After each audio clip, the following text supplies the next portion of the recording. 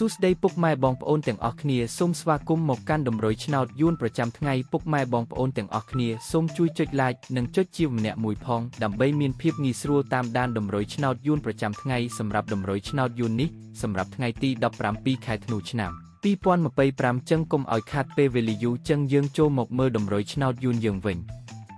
សម្រាប់តម្រុយពីលេខ admin មានលេខ55 94 57 15សម្រាប់ប៉ុស ABCD សម្រាប់លេខអូស admin មានពីរគ្រាប់គឺអូសខ្ទង់50និង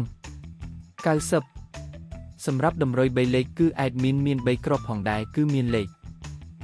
551គុណ571គុណ947គុណបើសិនជាពុកម៉ែបងប្អូនទាំងអស់គ្នាស្រឡាញ់និងពេញចិត្តលេខទាំងនេះពុកប៉ែបងប្អូនអាចយកលេខទាំងនេះទៅផ្សងសំណាងបានជាចុងក្រោយសូមជូនពរពុកម៉ែបងប្អូនដែលយកលេខ admin ទៅផ្សងសំណាងហេងទាំងអស់គ្នាជូនពរពុកម៉ែបងប្អូនជួបតែសំណាងល្អមានសុខភាពល្អ